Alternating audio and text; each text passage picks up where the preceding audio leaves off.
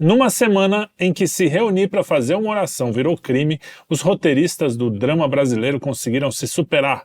Prisão de Bolsonaro, tentativa de isolar o Eduardo e os canhões apontados para o Flávio após se colocar como possível candidato.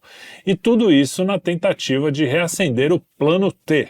Enquanto o caso Master some dos noticiários, o Bessias, aquele do áudio da Dilma, tenta entrar no STF com apoio até de pastor e de ministro de direita.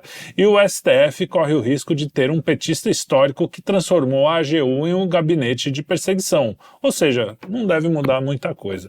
E para puxar o fio dessa semana, estamos aqui com Kim Paim, Herbert Passos Neto e Arthur Machado no programa onde o sol nunca se põe. Estamos de volta com Puxando o Fio. Muito boa noite a vocês. Como vocês estão aí? Kim, tudo bem? Sempre, né? Sempre de boa. Herbert? Na medida do possível, né? Semaninha complicada. Semaninha, cara, desanimada, viu? Vou falar pra vocês. Eu não consegui nem falar de política. Eu vou falar hoje pela primeira vez na semana. Vai ser hoje com vocês, porque de resto fiquei... Hashtag chateado. Eu tirei um fim de semana sabático, preocupado com a primeira comunhão da minha filha na igreja, com a missa e outras coisas. E você, Arthur, tudo bem? Como foi a semana aí? Tudo bem, tudo na mais perfeita desordem. As usual. É isso aí. Eu tento seguir a linha, é o seguinte, velho. Se ninguém de sua família tá doente, você não tem que estar preocupado com nada. É isso aí. O resto dá pra resolver. Então, fique de boa. Apesar de tudo, eu vejo notas de esperança aí nos comentaristas e eu acho que tem motivo para isso, né? Porque a reação dos Estados Unidos foi quase imediata, né? Porque teve aquela retirada, né, das sanções e todo mundo falou, não, agora acabou, isso aqui, e de repente os caras tuitaram várias coisas.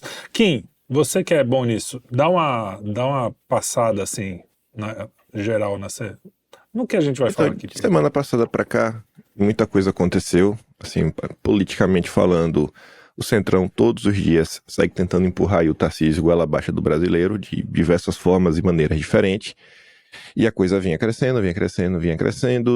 Nessa daí, a família Bolsonaro se posicionando de forma contrária, Eduardo estava vindo dando boas entrevistas, o Flávio Bolsonaro começa a crescer, começa a ser apresentado como um possível candidato, né, à presidência, até que chegamos, quer dizer, aí antes de a gente chegar no final de semana, já estava aí a questão do Messias, a bolsa de apostas, vai, não vai, Lula meio que desagradando ao Alcolumbre, mas a gente tinha uma certa esperança de, poxa, será mesmo que vai ser o Messias? Até que o Lula realmente confirma, na quinta-feira passada, vai ser o Messias, não vai ser o Pacheco, vamos pra briga.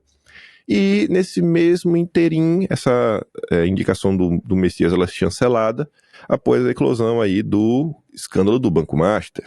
Daniel Vorcaro, lá o dono, e um dos principais nomes lá, que é o Lima, foram presos, aí fica aquela gritaria para um lado, gritaria para o outro, o Banco Central determinou a liquidação extrajudicial do banco, aí começou aquela gritaria em torno, e agora o dinheiro, o que eu vou fazer? Vou perder, vou ganhar?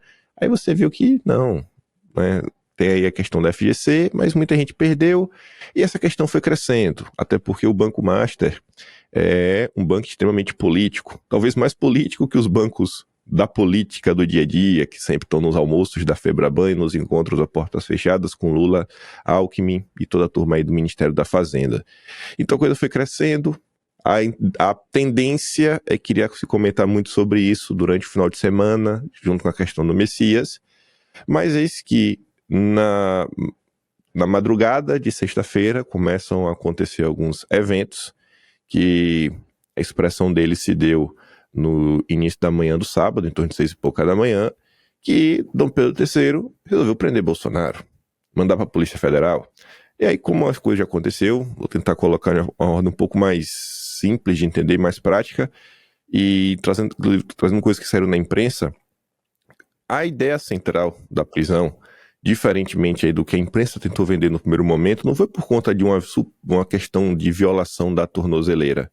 porque vai aparecer em um parágrafo, na 14ª página, de uma peça de 17 páginas. O próprio Mário Sabino aponta isso.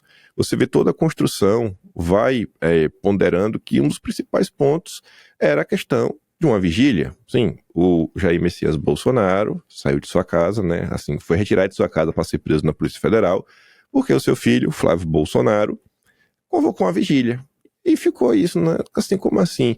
Porque, em tese, esta vigília seria para criar uma grande confusão e, com isso, Bolsonaro fugir. E aí você começa a ver, né, qualquer pessoa bem intencionada veria que tinha algo errado. No primeiro momento, quando eu vi que o Flávio, porque eles colocaram um tweet do Flávio, estava lá, poxa, a vigília vai ser nas proximidades da rotatória tal, do condomínio tal. Eu falei, eu não cheguei a olhar a distância, o Mário Sabino foi lá olhar, a mais de 500 metros da entrada do condomínio. Então, assim, como uma vigília longe da casa de Bolsonaro iria ser o suficiente para que Bolsonaro saísse de sua casa, que já está sendo vigiada, saísse da porta do condomínio, que já está sendo vigiada, chegasse até a vigília 500 metros depois e de lá se escafedesse para alguma embaixada, né, porque esse aí era um ponto. E aí imputava a Bolsonaro coisas que são devidas a possibilidades que outras pessoas fizeram, tipo, o Ramagem fugiu, a Zambelli fugiu, Eduardo fugiu, então logo o Bolsonaro pode fugir também. E diversos juristas falando que isso daí não tem nenhum tipo de justificativa. Já em relação à tornozeleira, a cinta, que eu acho que qualquer pessoa que já viu uma notícia sobre alguém que retirou a tornozeleira para fugir, 100% dos casos, a pessoa cortou a cinta. Ela não tentou abrir a tampa para ver o que tinha dentro. Tanto que Bolsonaro tentou abrir a tampa, foi dormir, o povo acordou, trocou a tornozeleira, ele voltou a dormir de novo. Um comportamento que não condiz com quem está tentando violar, né, a tornozeleira para fugir. Ainda mais quando você escuta a fala de Bolsonaro com, né, não sei se foi uma delegada ou juíza de plantão, que ele perguntou, você mexeu na cinta? Ele, não, e aqui fiz isso. Você escuta na voz dele, você vê que realmente está uma voz que não é a voz do dia a dia de Bolsonaro. Você vê ele que tem alguns traços de que está meio devagar, fala bem embolando. Pessoas, mesmo antes de qualquer tipo de laudo médico, qualquer tipo de documento oficial das autoridades aí da polícia, do judiciário, já tinham notado isso. Tem pessoas que não são bolsonaristas, tipo Dantas, fala, Bolsonaro aparentemente dopado, fala isso. E depois se detectou que um dos medicamentos que Bolsonaro recebeu, que inclusive foi um medicamento receitado por uma endocrinologista, isso até foi alvo de algumas críticas, um psicólogo falou, já imaginou se eu começo a prescrever medicamentos que deveria ser para um neurocirurgião, ou eu aqui como psicólogo começar a prescrever medicamentos para perda de peso? Então você vê que a história toda começa a ficar maior, com várias nuances, mas isso tudo foi, obviamente, e prontamente desprezado pela imprensa, e o foco principal foram dois. Primeiro, Bolsonaro merece ser preso, isso é mesmo, é safado, vagabundo, tudo mais. Essa foi a grande tônica. E do outro lado, foi a imprensa trabalhando em prol do Tarcísio, dizendo, não, agora os Bolsonaros estão acabados. Agora o Flávio Bolsonaro está mais fraco. Aí você fala, qual é a lógica do Flávio Bolsonaro? Não, porque o Flávio Bolsonaro é peça central, ele chamou uma vigília. Aí você fala, mas como assim? O cara chamou uma vigília num país cristão. Então, assim, imagine falar para uma pessoa comum que, olha, o cara que chamou uma vigília para o pai, para orar para Deus, no país cristão, segundo o Centrão, ele não presta. Como será que as pessoas vão entender, né? Talvez o pessoal vai achar que o Centrão é satanista, né? No mínimo, né? Na melhor das hipóteses, porque isso não faz nenhum sentido você querer pegar um episódio desse para falar que alguém está politicamente mais fraco. Eu até entendo você querer colocar algum tipo de culpa, né, e vender uma narrativa do Jair, que fica até mais coesa, mas querer tragar o Flávio para essa situação, para empurrar o Tarcísio, aí não tem, né? Não tem como justificar algo assim. Sei que esse assunto tomou, obviamente, né, as notícias, os holofotes, desde sábado de manhã até agora, e com certeza seguiremos falando ao longo aí do dia de hoje, que está gravando aqui na terça-feira, o processo já foi terminado, juristas já estão reclamando, até mesmo juristas de esquerda, do prerrogativas, como o Augusto de Arruda Botelho, que fez parte do governo Lula, falou, pô, se eu fosse ministro do Supremo, eu esperaria até o fim mesmo dos recursos, para julgar tudo mais. Mas eu não sou ministro, né? muita gente sendo pega de surpresa. Então, assim, é atropelo atrás de atropelo, e ninguém liga no final do dia, né, do consórcio, do regime, do sistema, porque o ponto principal sempre foi um só: destruir Bolsonaro. Quando até o Arruda Botelho reclama é porque o negócio passou muito dos limites, porque o cara realmente... Arthur, eu queria que você falasse um pouco dessa questão, até da perseguição religiosa, né? A gente fala, você é o nosso representante aqui, que fala sempre desses assuntos. Você pode começar com isso e depois faz o comentário que for, porque é tanto assunto, eu não quero direcionar para lugar nenhum, eu quero que você fale mais livremente hoje sobre isso, porque realmente a situação foi sui generis, como tudo, né, em torno do Bolsonaro e do STF. Foi mais sui generis do que o normal, na verdade, né? Porque sempre é. Veja só, eu acho que não precisa, o que resumiu bem, não precisou de uma justificativa verdadeira, real ou plausível para prender o Bolsonaro, né? Eu acho que isso aí já estava. Qualquer justificativa, qualquer evento, qualquer que fosse ele, mesmo que não jurídico, como alguns aconteceram. Inclusive, você vê que existe uma pressão para isso acontecer de vários setores, né? Então, assim, não é uma novidade, acho que a STF já perdeu completamente o respeito pela questão jurídica, pelo processo legal, enfim, isso já está dado. Eu acho. Infelizmente, a gente já não adianta ficar discutindo sobre os absurdos, porque eles são constantes e só aumentam, entendeu? Mas existe uma questão, para mim, da política que se conecta, para mim, muito claramente, aí sim, entre STF e Bolsonaro e os eventos, como quem falou aqui, você falou nisso, do Banco Master, tá? Que é, na verdade, uma batalha, talvez, política muito mais profunda do que pareça, pelo menos para mim. Porque, veja, há algumas semanas atrás, você tinha bem claramente na vaga do STF, né, antes da indicação do Bessias, uma sinalização do Alcolumbre, da galera, que o Bessias não ia passar em hipótese alguma. Não vai passar, esquece, morreu, o Senado não vai aceitar. E você tinha do outro lado a vontade de fazer o Pacheco, né? Como o candidato do Senado, né? Visivelmente e dito abertamente por todo mundo. E, de repente, você vai pegar as datas, os eventos como eles acontecem. O presidente lá do Banco Master, o dono, ele é preso na segunda-feira à noite, né? Na terça-feira ele anuncia um deal na segunda-feira de manhã, na segunda-feira à noite ele é preso, com algumas questões aí que a gente pode entrar ou não mais para frente. Na terça-feira, logo depois dessa prisão, o Lula volta atrás e anuncia o Bessias como ministro do Supremo, e ao mesmo tempo existe um direcionamento de que o banco é o Banco do Centrão e que poderia botar, né, deixaria o Ciro Nogueira e o parte do Rueda e inclusive até mesmo o Alcolumbre numa situação de politização, né, da questão, reféns, né, desse movimento, que seria um banco ligado a eles. Então você vê claramente que existe uma batalha, quer dizer, no meio do caminho existe uma batalha que imediatamente ela ocorre e que é para saber o tamanho, na verdade, da vaga do Supremo, entendeu?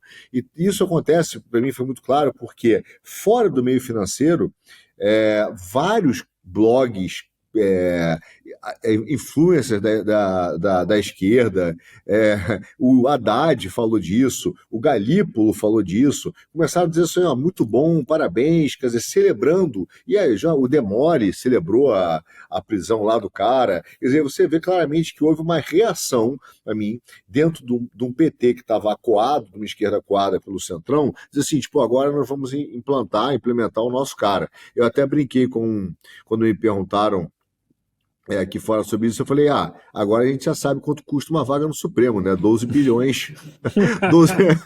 12 bilhões de reais. O cara, meu irmão, quis saber, estourou o que a gente tiver pela frente para poder implementar, né, o candidato dele. São coisas que estão extremamente ligadas, entendeu? E no mesmo momento, houve uma reação, então, um acelero do Supremo para também aproveitar esse movimento e prender o Bolsonaro, entendeu? Para quê? Aí a pergunta, sempre tem um motivo para os caras ignorarem todos os ritos legais, né? Então me parece que é muito simples. É aquela história agora que a gente já falava do sequestro do Bolsonaro, como houve o estouro do Centrão e o Centrão começou a perder essa influência, ficar refém desse escândalo financeiro. Inclusive teve uma matéria, que eu não lembro se foi da Veja, do Metrópolis, eu não me lembro exatamente, que até foi o seguinte, o escândalo do banco bota a candidatura do Tarcísio numa situação mais complicada. Então, qual é a reação dessas coisas?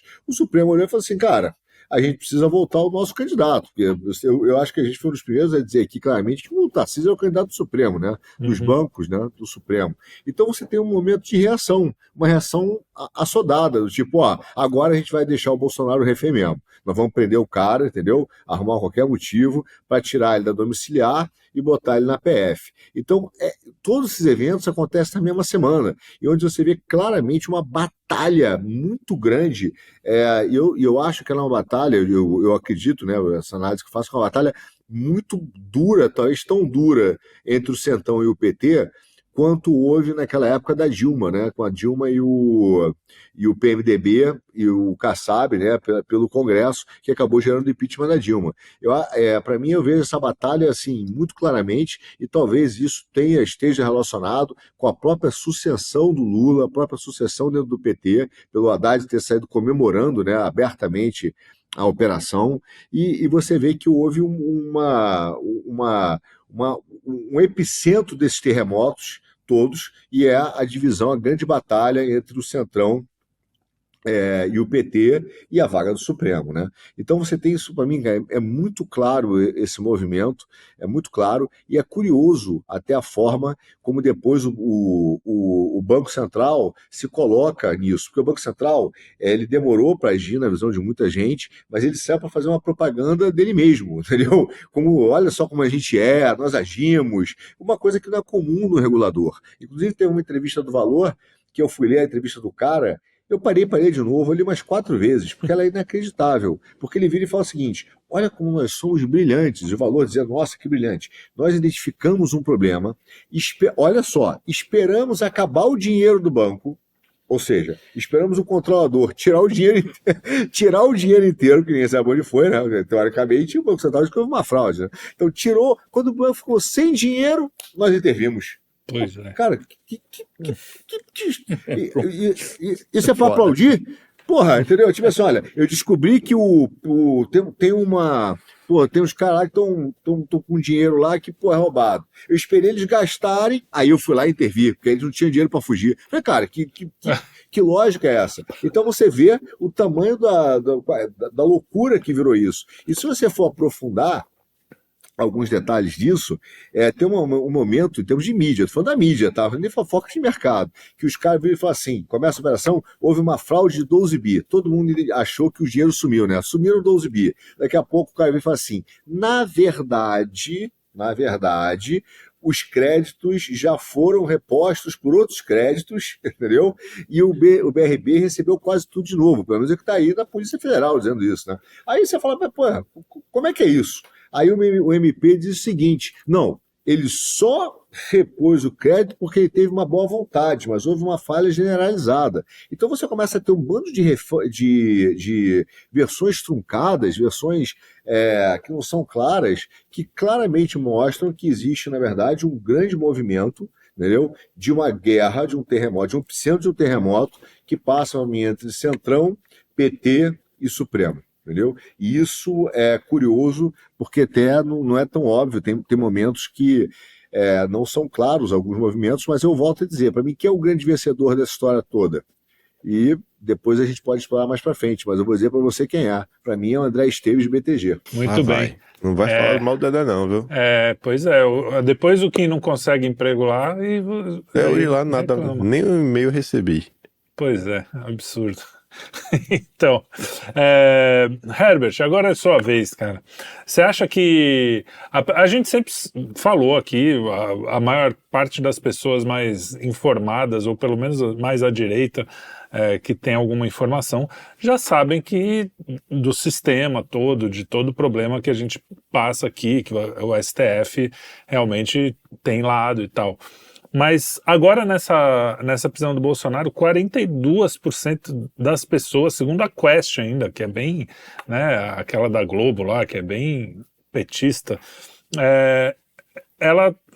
42% das pessoas foram contra a prisão. Você acha que foi uma espécie, para mim, eu tenho um pouco essa impressão, caiu a máscara de vez, assim, até os caras que falavam assim, não, será, os bolsonaros são muito paranoicos, essa direita extrema fica falando, será que, não, por um lado, não caiu a máscara de vez? Eu lembro que tinha o Hélio Gaspari tinha 3 livros, né, a ditadura envergonhada, a ditadura escancarada, né? Você acha que agora foi um marco, assim, para a ditadura escancarada? Eu não sei, eu acredito que já estava escancarado. Agora é só a continuidade de um processo. Porque, cara, os caras inventaram que uma vigília era prova de crime, né? Como o Kim bem falou. Minority Report, né? Cara, uma tornozeleira que foi danificada. Assim, quem em sã consciência para fugir danifica a tornozeleira com a casa cheia de polícia em volta, para poder ser acionado e tem que trocar a tornozeleira. Assim, não tem lógica, né? Mas as pessoas não estão raciocinando. As pessoas estão movidas pela emoção. Então, o que você vê naquelas pessoas que comemoram? Tem matéria saindo dizendo que aqueles que esperavam justiça da pandemia estão com a alma lavada porque o Bolsonaro foi preso. Então, olha o que as pessoas estão ligando. Elas colocam um peso em tudo que elas não gostam no Bolsonaro, com o fato dele ter sido preso. Ou seja, não importa se a prisão foi justa ou injusta, não importa o motivo real. Importa que se eu não gosto dele, eu quero que ele seja preso. Sendo que na pandemia, peraí, só um detalhe aí, né? Sendo que na pandemia a maior parte dessas pessoas acredita em coisas que são falsas também, né? Aquela coisa da respiração, o fato dele comprar vacina. A vacina ele foi um dos primeiros a comprar, a respiração não teve nada disso. Enfim, sim, a maioria está baseada em coisas falsas ainda, além de tudo.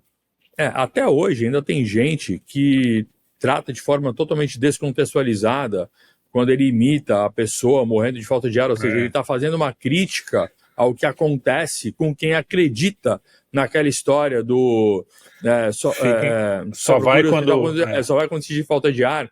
Cara, eu tive um caso desse na família. Aconteceu com meu sogro, ele foi para o hospital, tiraram a chapa do pulmão, é Covid. O que eu faço? Vai para casa, só volta a se sentir falta de ar. É isso aí, voltou para passar 21 dias entubado na UTI, com a graça de Deus é que não morreu. Então o Bolsonaro estava fazendo exatamente uma crítica. Cara, e até hoje, assim, a propaganda foi tão forte, que até hoje tem gente que acredita que ele estava simplesmente fazendo pouco das pessoas que estavam morrendo com falta de ar. Então esse é o nível do absurdo. Todo o absurdo, na verdade, é acreditar naquela história de que os respiradores seriam, se bem que aquilo não é nem respirador, aquilo é um ventilador, as pessoas não têm noção de como que funciona. Aquilo é para ventilar, é para o ar entrar e sair. A respiração é um processo celular que acontece nos alvéolos do pulmão. Bom, enfim, desde a pandemia a gente vê esse ódio movendo as pessoas querendo que ele seja preso, que ele seja punido, que ele seja deposto. Então, aquele mesmo movimento que a gente encontrou em 2020, ele continua, as pessoas querendo que ele seja realmente tirado de circulação a qualquer custo. Então, agora estão comemorando uma prisão ridícula, absurda, que até mesmo juristas que ainda têm um pingo de honestidade, veja, eu não estou nem falando mais de juristas que são honestos, porque você pode ter alguém que é mais de esquerda, mais de direita, a pessoa é honesta. Não, tem muitos que nem sequer são honestos de verdade, mas é que sobrou só um tiquinho de honestidade. Cara, os caras olham para essa prisão e falam, putz, isso aí não está certo, isso aí tem algo de errado nisso, né? Não tem uma justificativa, não tem um fundamento. Enfim, então a gente está numa situação das pessoas sendo movidas pelo ódio, movidas pela emoção. Infelizmente, não é nada muito diferente do que aconteceu quando o Lula foi preso. Claro, é diferente na motivação e no que tinha acontecido antes. Mas a reação das pessoas quando o Lula foi preso também foi uma relação emocional. Então ele foi preso por conta de alguns elementos que a justiça conseguiu acusá-lo, mas as pessoas comemoraram por tudo que não gostavam dele. Enfim, então a gente teve esse movimento mais à direita, está tendo agora esse movimento à esquerda, só que agora, obviamente, é uma outra rodada com um nível muito pior, né? Porque o Bolsonaro já estava preso injustamente, já estava com tornozeleira, enfim, já está sendo acusado do golpe que não aconteceu. Então a situação eu entendo que ela é pior para o Brasil. As pessoas que estão comemorando, e assim como eu fiz uma crítica as pessoas de direita que comemoravam demais a prisão do Lula no modo, dane-se, eu não gosto do Lula, sou antipetista, vale tudo contra ele, aquilo ajudou a degradar o nosso sistema de justiça.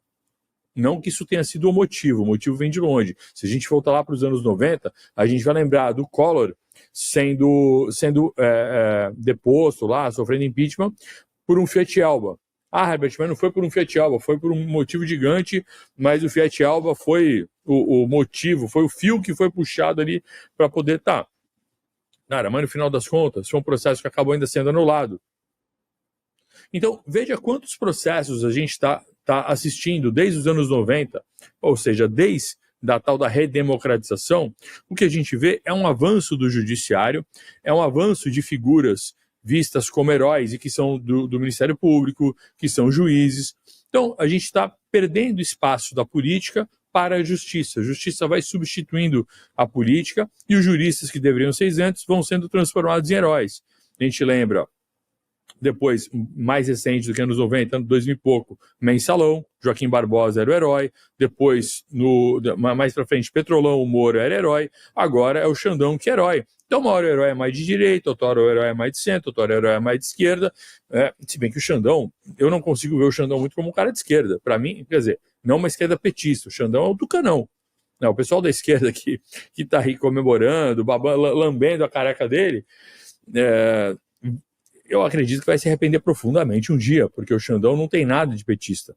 Ele não tem nada de bolsonarista, mas também não tem nada de petista. Ele é um tucanão, ele era afiliado ao PSDB. Então o que a gente está vendo é aquelas forças mais ligadas a um centro-esquerda, elas continuam se organizando, elas não têm força para ter um candidato ponto de lança, e o que a gente vai vendo é essa construção do Tarcísio, que é quem está ocupando esse lugar. E olha que eu nunca fui um cara antipático ao Tarcísio, cansei de elogiar o Tarcísio, inicialmente eu estava gostando bastante dele, mas eu vejo que ele vai sendo levado para um lugar que eu acho que é cada vez pior. Quanto mais você vê o sistemão apoiando o cara, mais queima o filme dele. Então, se o Tarcísio quisesse ter alguma chance melhorzinha, eu entendo que ele deveria, não chance de eleger, chance ele até tem, mas chance de fazer realmente algo bom, eu penso que ele deveria se afastar dessa situação, né? Mas, enfim, ele vai sendo tragado e vai ocupando um papel de se tornar aí um novo Alckmin, né? Enfim, uma situação horrorosa que a gente está vivendo. Eu não consigo ver nada de bom. Mas, só para fechar, eu gostei bastante da análise do Arthur, falando sobre essa disputa entre Centrão e PT, e com o STF no meio. Porque, de fato, há essa disputa e não é de hoje. É só a gente lembrar que lá no passado, o PT, quando tentava vencer sendo mais radical, ele não conseguia. Para ele poder vencer, para ele poder fazer a sucessão do Fernando Henrique, ele teve que aceitar o José de Alencar como vice. Nas duas eleições, ele teve o Zé Alencar como vice. Depois, quando ele faz a sucessão com a Dilma teve que aceitar o Temer como vice. Agora, para o Lula voltar, ele teve que aceitar o Alckmin como vice. Então, percebam que esse centrão, ele vai indo para o centro-esquerda, está sempre colocando alguém ali para ser uma espécie de fiador do Lula. E o Lula vai fazendo o trabalho dele e vai alimentando esse sistema com dinheiro.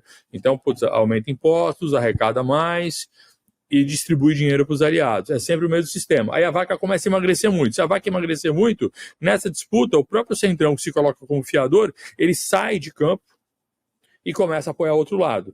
Para quê? Porque a vaca pode emagrecer, mas não pode morrer. Né? Esse Centrão, ele é conservador no pior sentido do termo. Ele quer apenas conservar o próprio poder.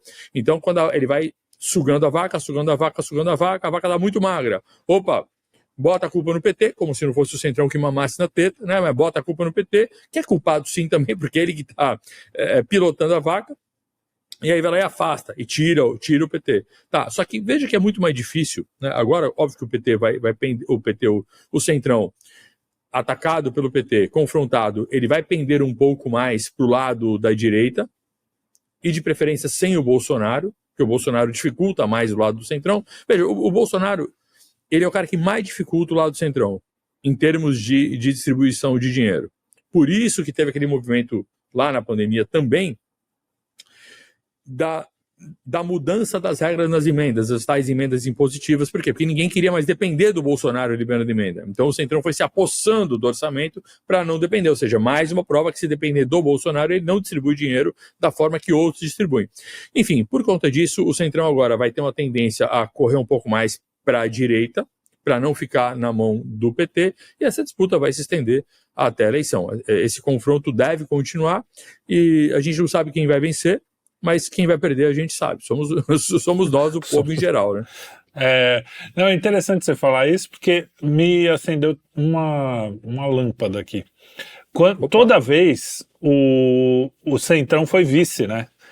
Parece que com o Bolsonaro, ele sendo meio antissistema, e na verdade é uma contradição em termos o Centrão ficar junto com ele, porque se o Centrão é o sistema, né, personificado nos partidos, eles estão tentando fazer com que, no máximo, um Bolsonaro, se for com ele, seja vice, né?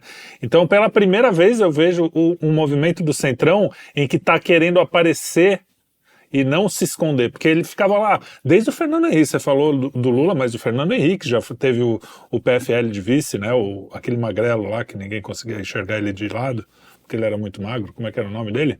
Vocês lembram? Era um cara do PFL, carequinha, magrelo, enfim. Não era Espiridião, não. Não, eu sei que é. Você sabe quem é. Parecia aquele mordomo da família Adams. Isso, ele mesmo. Mas enfim, era um cara do PFL. Então o Centrão, ele sempre quis ser poder, mas meio que lá, assim, não me nota aqui. Ih, meu Deus, já me acharam aqui de novo. Lembra do... meu Jesus... Marco Maciel. O Centrão era aquele... meu Deus do céu, já me acharam aqui de novo. Ai, meu Deus do céu. Porque queria ficar lá, mamando ali, sem aparecer muito, fazendo nos bastidores. O Bolsonaro foi a oportunidade, ou por causa de um desespero, porque não tinha outro, como eles têm que ser meio contra o Lula, porque o Lula tá fazendo muita cagada, os caras precisaram tomar a dianteira. E não tá funcionando em termos eleitorais, mas não sei se o sistema vai conseguir. Se o Bolsonaro ficar preso, se nenhum Bolsonaro for, vai acabar sendo alguém do sistema que o Centrão aponta, mas vai ser Centrão, né? Ô Felipe, veja que nas duas eleições do Bolsonaro, ele resistiu a isso o quanto ele pôde. Veja que o vice dele foi o Mourão, que embora tenha um perfil do Centrão, é um general. Ele tem perfil de Centrão? Tem, mas ele é um general. Já ele é um meio termo mais longe. Ele não é um cara de esquerda. Né? Você pode fazer 1000 críticas ao Mourão, mas dizer que ele é um cara de esquerda, acho exagerado. E depois, ele veio com o Braga Neto, que é mais tiro e porrada de bomba, embora tenha um perfil também que converse bem com o centro, ele veio com o Braga Neto. Né? Agora, teve movimentos ali também na pandemia que você vê o Bolsonaro tirando certos perfis militares e trocando por figuras ligadas ao Centrão, e é ali que ele se abre mais para conversar com o Centrão, com o próprio Ciro Nogueira, entre outras lideranças. Você vê que o Roberto Jefferson, que aparecia como grande leão, o leão conservador, aquela papagaiada ridícula, coitado dele que está sofrendo, né, pelo que passou, mas, porra, aquele papo não dava para engolir, né? Era um papo só para quem é muito inocente cair naquela conversinha de leão conservador. Mas você vê que quando ia criticar o Centrão, ele falava, não é o Centrão corrupto, é o Centro Democrático.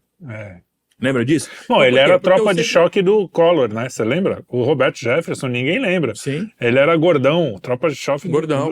Ao contrário do Marco Maciel, que era magrelo, ele era gordão.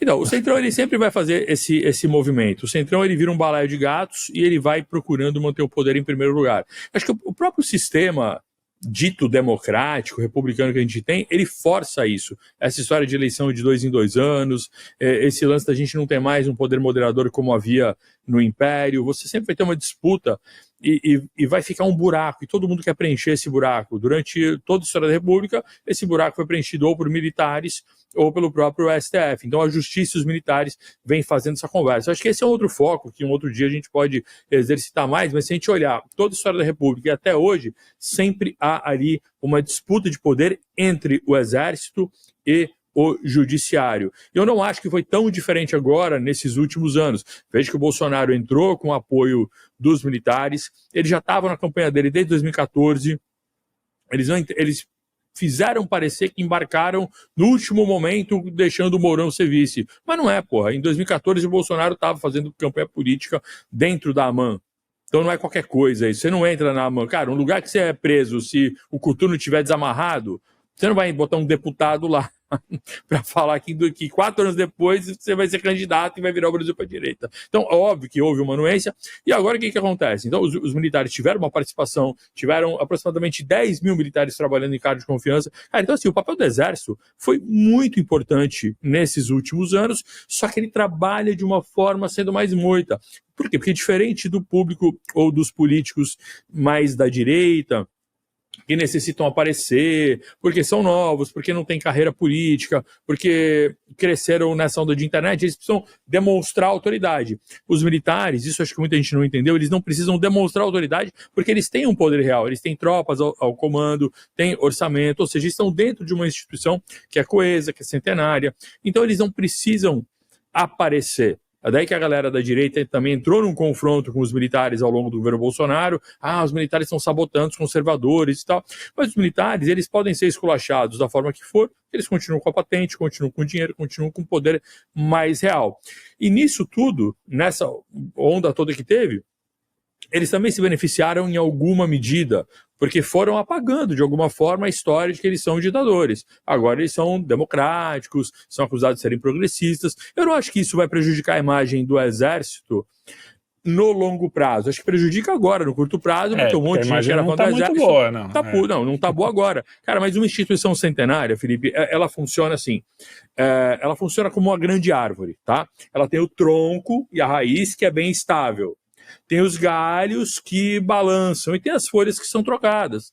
Esse discursinho agora, a galera que tá puta agora, isso aí são as folhas, cara, e os frutos que vão sendo trocados. Mas o tronco e a raiz permanecem no mesmo lugar, os galhos maiores também estão no mesmo lugar. Então eu penso que no longo prazo eles vão poder construir uma narrativa de que olha, a gente não apoia uma ditadura, nem faz tortura com ninguém, porque, a gente é até democrático. Tava tudo pra gente dar um golpe, a gente nem quis. E não só não quisemos, como cortamos a própria carne. Que a gente tá aqui gravando, saiu agora 3 horas atrás a notícia de que o Heleno foi preso, o Paulo Sérgio foi preso. Então, aqueles generais mais ligados ao núcleo do Bolsonaro, cara, estão sendo presos. Aí, pessoal, o exército está sendo humilhado.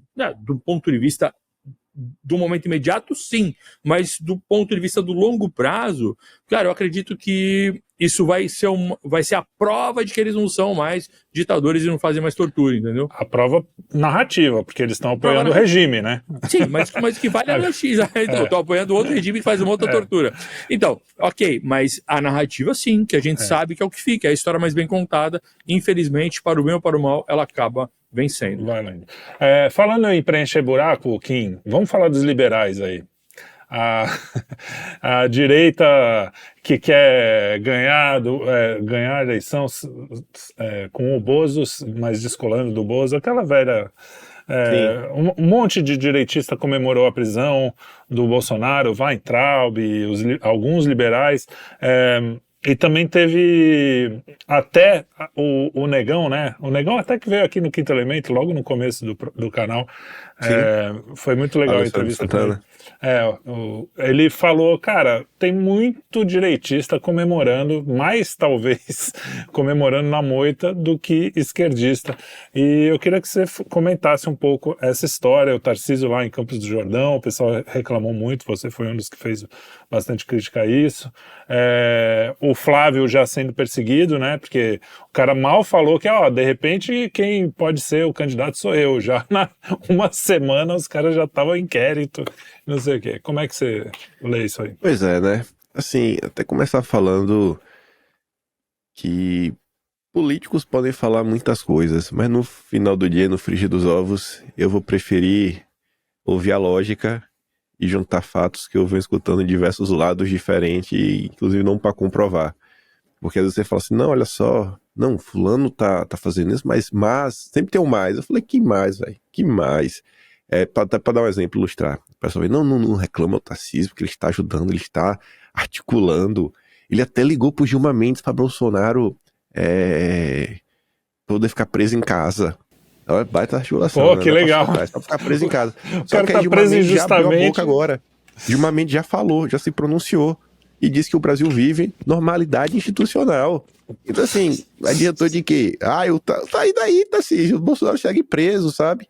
Enquanto isso, no final de semana, como o Trelli falou, enquanto o Bolsonaro vai preso, onde é que estava o Cadeirudo? Em Campos do Jordão. Foi lá tirar umas férias, rapaz, cansado demais, né? Meu Deus, ser governador. Não sei nem se é governador que cansa, porque ele passa mais tempo agora indo em eventos, principalmente de banqueiros, que acho que ele fica meio cansado, né? Nossa, é muito banqueiro pra conversar. Aí eu sei que fica nessa. Você corre o Twitter, a quantidade de gente que quando você clica no perfil, aí tem lá, né? Investidor, operador de mesa, aí, sei lá, negocio tal, sou do fundo de investimento tal, sou da asset tal. Toda essa turminha, assim, em êxtase, em festa. Agora acabou o bolsonarismo. O bolsonarismo agora, se for inteligente e quiser se autopreservar, vai apoiar o Tarcísio. E não é outro nome. Tem que ser o Tarcísio. É o Tarcísio que vai nos ajudar. E aí eles fizeram a festa, que é o que você falou do Alessandro Santana, porque eu acho que a maior parte das pessoas que nos assistem já entenderam. O mundo, ele não é tão binário que ou você é esquerda ou você é direita e só tem, né, esses dois únicos lados, que mesmo dentro da esquerda você tem uma gama, né, de frentes diferentes, nem todas, né, rezam a mesma cartilha, nem todas são favoráveis ao Lula. Na direita a mesma coisa, existem várias direitas, não adianta querer pegar o MBL e falar o MBL é de esquerda, Nando Moura é de esquerda, Danilo Gentili é de esquerda, a turma da Faria Lima é de esquerda. Vai ter gente que realmente é de esquerda, vai ter, mas a maioria é de direita, né? Tem uns perfis que realmente são petistas, assumidos, e aí eu até prefiro esses caras, porque eles deixam claro, olha, eu sou petista, eu tô aqui pra defender o Lula, do que fica com aquele papinho, não, Jair, sou igual Ferri, não, sou amigo da família, todo mundo me trata bem, Eduardo, e aí por trás só paulada e... Qualquer pessoa que passa no WhatsApp, conversa com o outro, sabe que ninguém respeita o Rafael Ferri, ninguém tem nenhum tipo de apreço por ele, né? O nosso Pantera cor-de-rosa. Então essa turma quer, porque quer apontar, né, o próximo presidente, porque eles não querem nenhuma mudança no Brasil, não querem realmente nenhuma mudança estrutural, nenhuma luta antissistema, eles querem alguém para trazer previsibilidade. O que é previsibilidade? É tirar da pauta do dia esses assuntos políticos mais polêmicos, porque eles acham que se tirar isso, você abre espaço para agenda de reformas. Aí você se pergunta, o que é essa agenda de reformas? Em termos práticos, sem querer ser muito pessimista, e vai até parecer que eu estou pegando no pé, mas é basicamente sufocar o pobre, para blindar o rico. Porque a agenda de reforma é o seguinte, o Brasil está gastando demais, beleza. Então tem que cortar gastos, beleza. Então vamos cortar do Bolsa Família, vamos cortar do BPC, vamos reduzir o orçamento da saúde, que por mais que o que sai de Brasília não chegue 100%, sabe, chegue 1% na mão do pobre, mas ainda chega. Eles não começam a discussão falando, não, vamos cortar gastos e para dar o exemplo, a gente vai para cima dos super salários dos ministros do Supremo. Não é essa conversa, não tem. É intocável os salários do judiciário. Então, a agenda de reforma deles é essa, junto com o pacote de privatização, que é o quê? Você vender as empresas do Estado para a Faria Lima. Que é quem vai comprar? As pessoas que já são investidoras, né? Investidores, com X no final, né? Não dá para falar o elo aqui com U. Mas enfim, eles já estão nesse mercado, já estão fazendo isso. Quem que vai comprar? E mais do que isso, quem que vai vender? Porque até esse processo tem os intermediários, os bancos vão fazer o leilão. Então eles ganham do início até o fim. E ali já a promessa cara, Tarcísio eleito, a gente vai dar para vocês de presente a Petrobras, a Caixa e o Banco do Brasil. Por quê? Porque eles precisam disso para salvar o Brasil. Então, assim, acho que a maior parte do pessoal que nos escuta já ouviu isso mais de uma vez.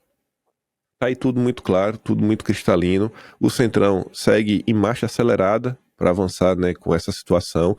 Nos últimos dias foram diversas matérias falando sobre a necessidade de uma chapa pura do Centrão, sem nenhum Bolsonaro na chapa, veja só, fazendo promessas que não, mas se a gente fizer uma chapa dessa fica até mais fácil para negociar a anistia, e se Vicente dá um indulto. Então peraí, o indulto do Bolsonaro pro Daniel Silveira não serviu, alguém disposto a comprar uma briga, mas vocês um mano de Zé Molenga, que não mexe uma palha por Bolsonaro, por ninguém, por anistia, pelo sofrimento do povo. Serão vocês que vão dar o indulto a Bolsonaro. Aí depois você expande a análise, né? Hoje, para vocês ainda, em terça-feira, primeira ontem, terça, primeiro já é quarta já. Eu sei que tá fazendo um vídeo e em determinado momento me veio um insight na cabeça. Era o seguinte, cara, botar para as pessoas refletirem sobre o que seria um governo de direita, da centro-direita. Todos. Porque ninguém governa sozinho. A gente sabe que política é grupo, né? Você tem mais de 25 ministérios, no mínimo, por baixo. Ainda que você reduza aí os quase 40 do Lula. Vai ficar uns 25 no final do dia, na melhor das hipóteses. Quem seriam esses 25 ministros? Qual seria o perfil? Porque com perfil você consegue até mirar meio que nas políticas públicas. Quem seria a turma do Ratinho Júnior? Quem o Ratinho Júnior colocaria como ministro das comunicações? O pai dele? O Ratinho pai? Aí você pega o Zema. Quem que seria aí a Casa Civil do Zema? A própria, sei lá, botar o Deltan Dallagnol da Casa Civil, botar os amigos, os empresários aí que financiam o Partido Novo. Aí o Caiado. Quem o Caiado colocaria aí de, sei lá, qualquer pasta, né? Desenvolvimento agrário, talvez no agro até o Caiado, por ser de Goiás, bote alguma coisa. Aí eu falava do Tarcísio também. Aí eu tive um estalo na minha cabeça que foi o quê? Eu lembrava que no governo Bolsonaro, quando teve, primeiro saiu o Vélez, depois saiu o Weintraub. Aí eu lembro que na saída do Weintraub, teve um embolado até realmente a coisa andar, porque primeiro eles nomearam aquele Decotelli, que ficou por um dia, não sei se vocês lembram dele, e depois que o Decotelli foi ministro por um dia, foi nomeado, se demitiu, começaram a cogitar o nome e cogitaram o nome do Feder. E aí eu fui procurar o vídeo, né? Eu olhei a data na internet e falei, pô, a demissão do Decotelli foi do 1º de julho, então eu comecei a olhar, pô, o vídeo do dia 1º, 2º, 3º, 4º, 5º, acho que foi no dia 4 de julho. Aí no dia 4 de julho foi o vídeo que eu comentei do Feder. Aí na época, a direita brasileira, diversas pessoas comentando que o Feder era doador de campanha do Dória, que a Multilaser trabalhava em parceria com Dória, os vínculos dele com Lide, que ele estava sempre nos eventos do Instituto Lema, junto com a Tabata, junto com o Felipe Rigoni, que ele tinha escrito um livro, que no livro dele tem defesa, né, da liberação das drogas, não sei se é questão de aborto. Aquela Marisa Lobo, que era muito envolvida na questão da educação, lá do Paraná, próxima do Dalim, falando que estava sendo perseguida, tudo mais, e aí o Feder, né, lavando as mãos, porque ele fazia parte da administração Ratinho Júnior. Enfim, foi uma gama de críticas. Eu falava, gente, isso aqui eu comentei, era o episódio 260. Hoje estamos no 2222, são quase 2000 dias de distância. Ninguém tá reclamando do Feder no governo do Tarcísio. Poxa, assim, em nome da nossa própria história, no governo Bolsonaro a gente não queria, porque todo mundo sabia, um globalista, né? Era contra a escola sem partido, defendia uma agenda ideológica absurda. Quando o Feder foi cogitado, Luciano Huck saiu em defesa pública dele, falando que agora vai, finalmente o governo escolheu um bom ministro. João Amoedo também fez postagens públicas, e mais algumas pessoas desse quilate. Então você se pergunta, né? Imagine você nomear alguém que tem o aval de João Amoedo e Luciano Huck. Não é pouco. Então foi uma gritaria para todos os lados. Não servia, mas agora serve, porque é o cadeirudo, porque é técnico. Sabe? O Felipe Martins fez uma thread na época de 3 tweets, falando, gente, olha só, não tem como consertar a educação brasileira se a pessoa acha que essa luta ideológica é história da carochinha, que isso não existe, que isso é balela. Existe sim um problema ideológico sério no Brasil que precisa ser combatido, porque o Feder também tinha essa tese.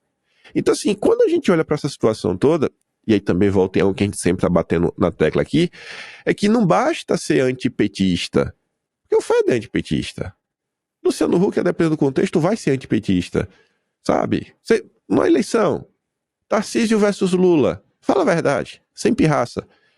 Vocês dariam 100% de certeza que Luciano Huck apoiaria o Lula? 100%? Não daria. Eu acho que existe uma grande chance dele olhar e falar, não, acho que o Tarcísio é uma opção melhor. O João Amoedo, eu tenho certeza que votaria no Tarcísio. Então, assim, é só ser antipetista? É só derrotar o Lula? E o Supremo? E o sistema bancário, financeiro? Faria Lima? Porque agora já está comprovado, né? Os vínculos umbilicais da Faria Lima com o PCC, né? Com narcoterroristas. O Brasil não quer classificar assim, mas acho que a gente pode chamar, né, o PCC de narcoterrorismo, que não pega nada. Então, e aí? Quando é que vai bater de frente com isso? Bater de frente com esse aparato da mentira, que é a imprensa. Ela não informa, ela desinforma. Se ela ainda desse os fatos dos dois lados e depois as opiniões sempre cortasse para a esquerda, tudo bem. Mas não acontece isso. Ela mente, omite fatos e só dá opiniões para a esquerda. Que aí passa de qualquer nível, sabe? De qualquer patamar enfim, de honestidade, ética e legalidade. Então, assim, se quer realmente uma mudança nesse país, uma mudança verdadeira, e ela não vai vir do dia para a noite, o primeiro passo a ser dado é realmente começar a entender que, cara, a gente não precisa ter uma postura antissistema. Isso não significa que você não vai conversar com ninguém, que você não vai fazer nenhum tipo de composição nem nada, mas existem limites, né? Parece uma composição você dar todo o seu capital político e pro Centrão ter o presidente e a vice. Isso parece uma composição? Isso para mim parece uma extorsão, né? Ainda mais quando sequestraram Bolsonaro e você vê todo o processo e o que está sendo feito. Isso não é compor, isso é extorquir. Então, cara, eu não sou nenhum radical maluco, a gente entende. Agora, pera aí também, né? Pera aí também, nem tudo, nem tão pouco. E é isso. Herbert já tá nervoso pra defender o Centrão. Vai, Herbert. Defenda o Centrão. Não, pior é que é o contrário, né, cara? Vocês sabem que eu simpatizava com o Tarcísio, mas é tanto defendendo ele, cara, que eu não gosto mais do cara. Não, mas é isso mesmo, né? Cara, entendeu? Assim, pô, é difícil, cara. É difícil de digerir algumas coisas, né? Bom, essa questão, eu queria só fazer um comentário essa questão da educação. No final de semana tava jantando aqui com uns amigos que estão aí nessa linha da vida intelectual e tudo. A gente estava comentando sobre o Olavo, os projetos, a tal da elite intelectual que o Olavo queria formar. E a discussão estava, pô, mas cadê as lideranças, cadê a militância, cadê os intelectuais? Isso casa com essa história que o Kim comentou da educação, lembrou do Federer, dessa história toda. Cara, a gente vive, esse é um assunto que o Arthur também entende bastante, a gente vive na educação uma ausência de um posicionamento genuinamente conservador.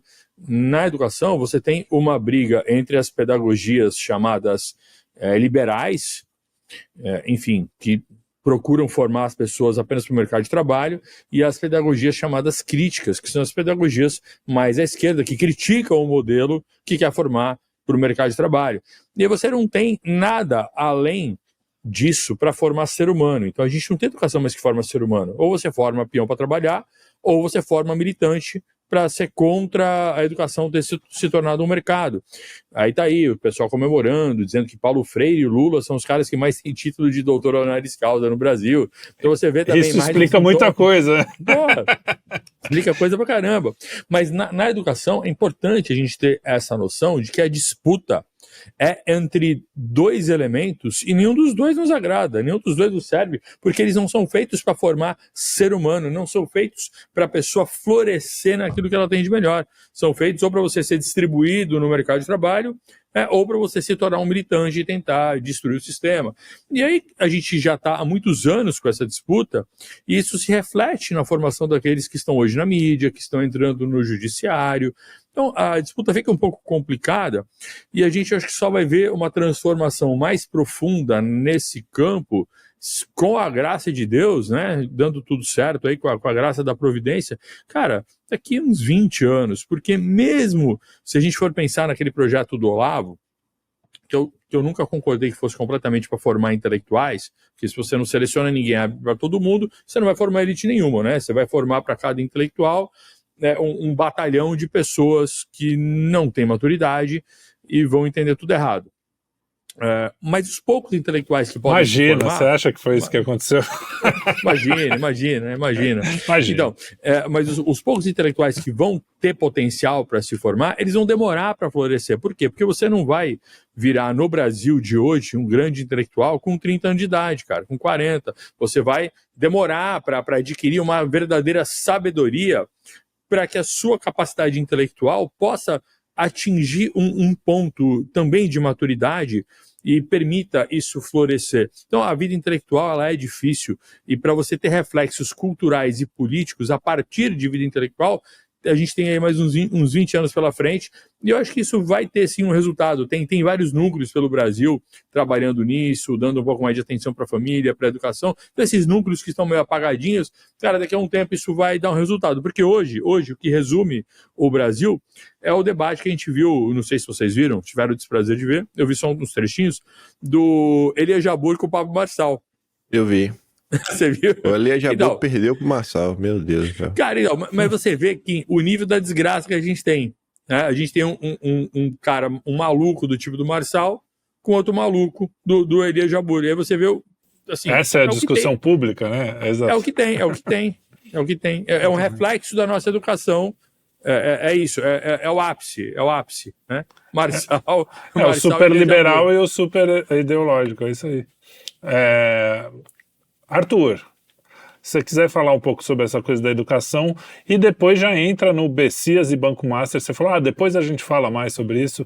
Pode falar agora, brilha, Arthur, que você está muito quieto hoje.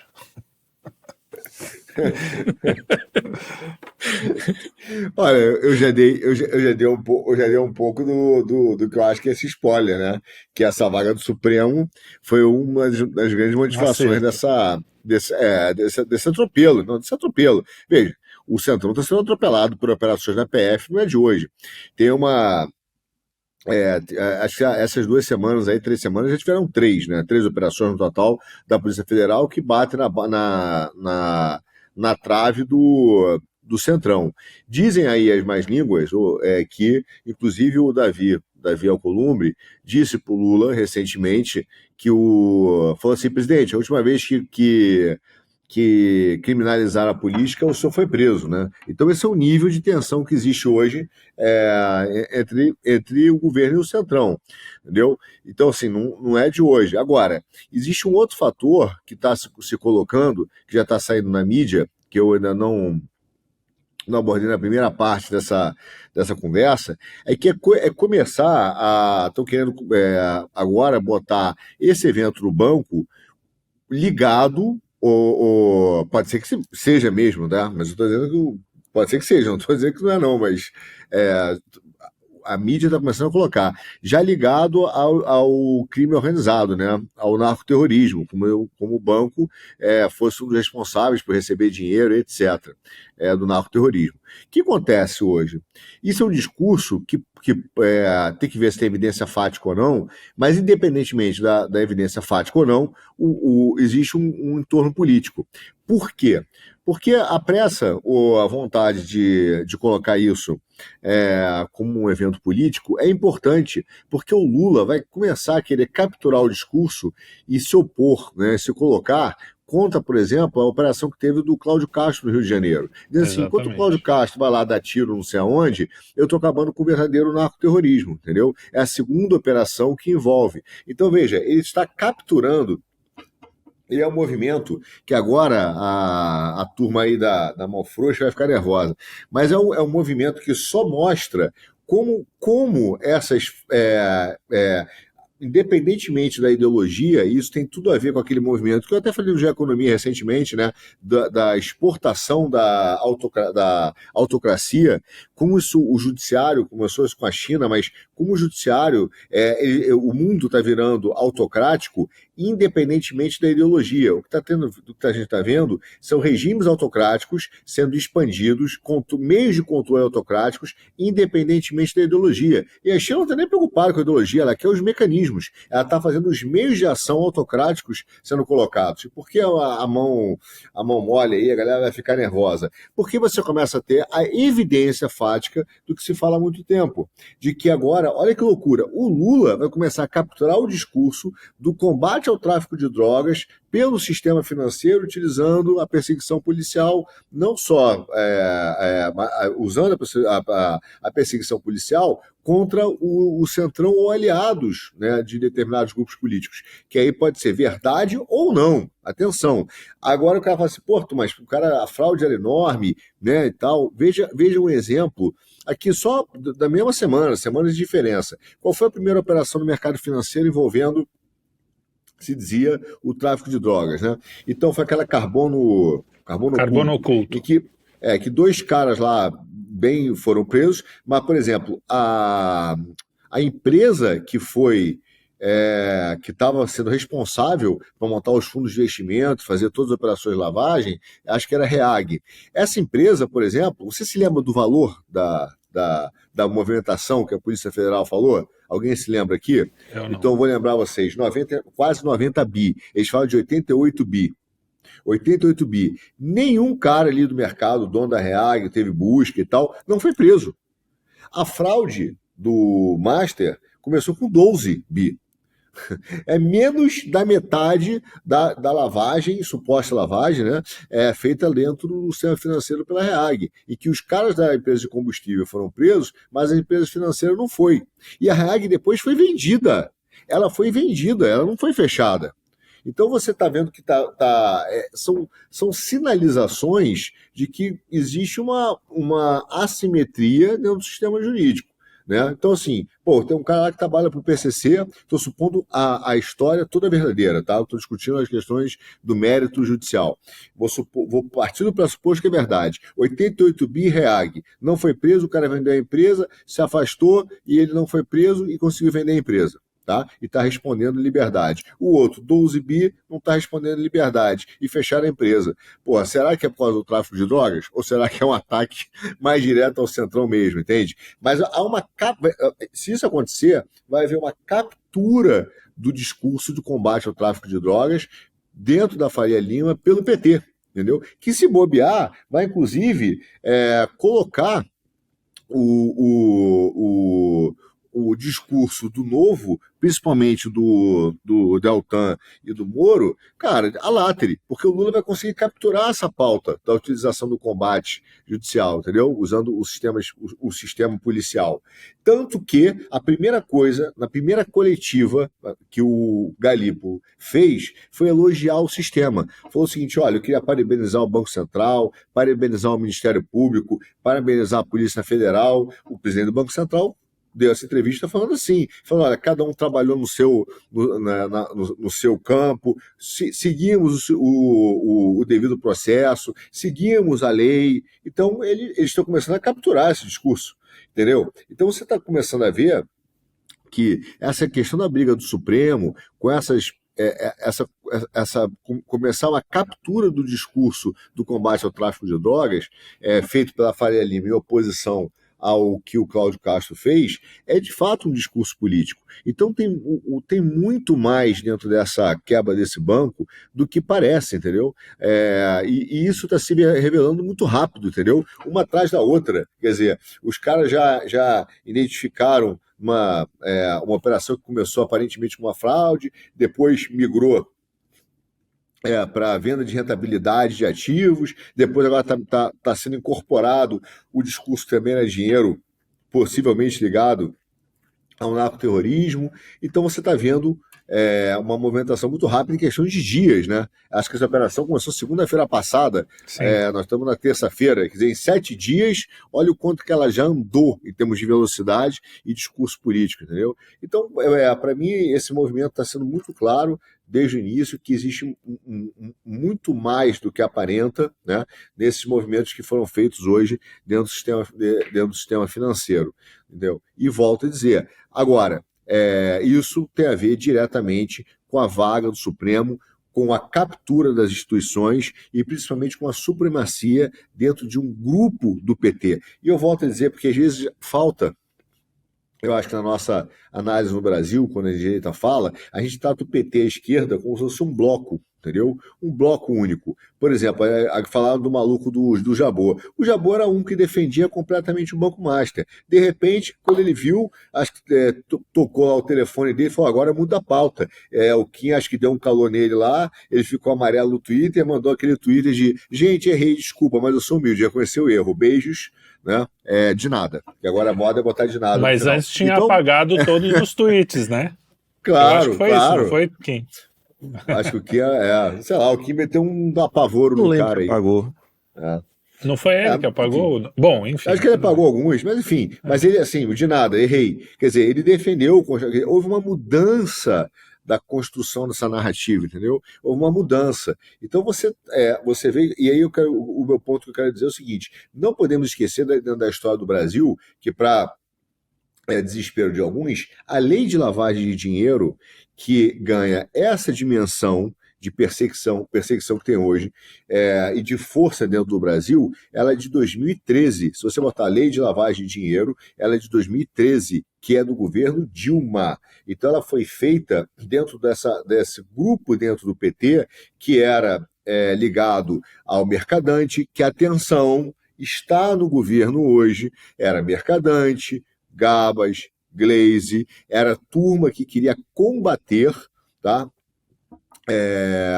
Um próprio grupo do outro lado do PT, que era ligado ao Dirceu. Então, existia um radicalismo dentro do PT, que, dentro daquilo que o Herbert falou, deles sempre estarem fazendo acordo com o Centrão, para tentar ser menos radical, esses caras falam assim: bom, nós fizemos 2 anos aqui de governo, 2 mandatos com Lula, agora é a nossa vez, agora é a vez do PT raiz, né? Nós vamos agora botar para ferrar. E aí, por acaso ou não, estamos de volta no mesmo panorama de contexto. Lula no final de vida, se arrastando para esse mandato. Se ele for disputar a eleição ano que vem, cara, tá arrastado, já tá 4 anos aqui desse governo se arrastando, entendeu? Tá sendo governado pela Janja, o cara tá visivelmente cansado, né?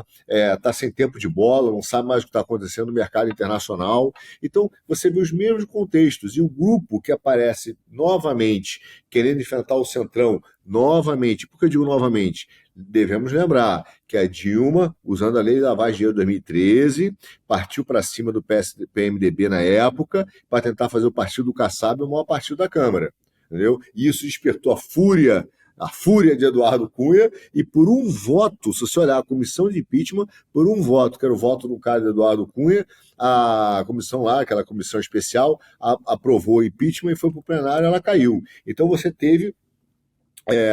está tendo o mesmo contexto de um PT, de um núcleo do PT, o Lula, né, meio saindo, cara, um núcleo do PT tomando conta e partindo para cima do Centrão. Então esses contextos políticos já estão se repetindo, entendeu? Com o Bessias, que é o mesmo Bessias daquele telefonema lá, famoso Bessias. É o dia da marmota aqui. O office boy da Dilma. Então você que foi entregar lá o documento para o Lula, você tá voltando aos mesmos contextos políticos de antes, entende? Então, assim, essa briga do Messias pela vaga do Supremo, para mim, é uma coisa muito mais profunda, que envolve a sucessão do Lula, a supremacia de que grupo vai tomar conta disso no segundo mandato do... no segundo mandato não, no pós, né? No pós-Lula. Há uma briga muito maior sobre o poder no Brasil, uma briga talvez geracional, que passa, também não por menos, veja só, o tamanho dessa briga, que passa por vários setores da esquerda.